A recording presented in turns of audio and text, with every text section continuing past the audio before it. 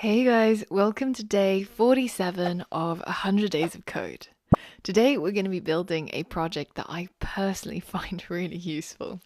It's a Amazon price tracker project. So I don't know about you, but I find it much more time efficient to go online and search for the thing that I need rather than have to go and browse through the shops, find the thing I want, and I just find the whole shopping experience really tiring.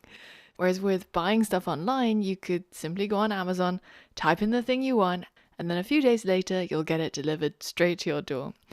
But one of the things I've noticed with online shopping is that the prices of things vary dramatically from day to day. For example, one of the things that I've been really tempted to buy is a Instant Pot. It's basically like a souped up pressure cooker. It can do all the normal things like cook your rice, or work as a slow cooker, or pressure cook your meat until it's really tender. But it can even do crazy stuff like bake a cake in the pressure cooker or make yogurt. This is something that I've had my eye on for a while, but I haven't really been able to pull the trigger just because I can't really justify paying $120 for something that I can sort of do with the other things I have, right? You can bake a cake with an oven, you can make everything on the stove. But it's something that I've really been fascinated by, and I wonder if I could cut down the amount of time I spend cooking so that I can do some other things, like making programming tutorials. But one of the things I've noticed about this item, or a lot of items on Amazon, is that the price really fluctuates. So I've been keeping my eye on this product for a while now, and I've seen it go up and down, even on a day-to-day basis sometimes. And there is a really cool website that I discovered called camelcamelcamel.com, where you can simply take a product's URL. So you select the size you want, the style, the item, whatever it may be, and then you take the URL and you paste it into Camel Camel Camel, and it will give you the price history of that product. Isn't that cool? So now you can look and get actual data on how much that product cost over the past few months or year.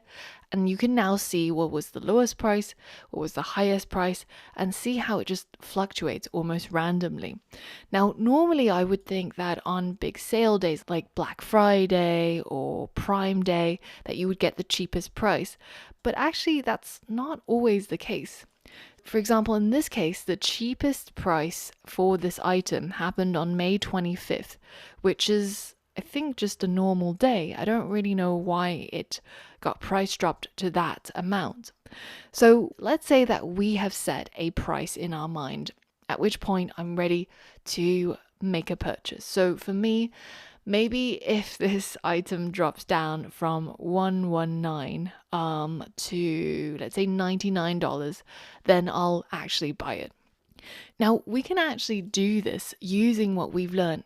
And then on that day, I get an email and it tells me Instant Pot price alert. The product price is now $99.99, below your target price. Go ahead and buy now. So this is basically the functionality that we want to build using our knowledge of Python and web scraping. And our Python bot is going to be the one that's going to be constantly checking for the price. And when the time is right, it's going to be the one that's going to alert us using an email telling us to buy.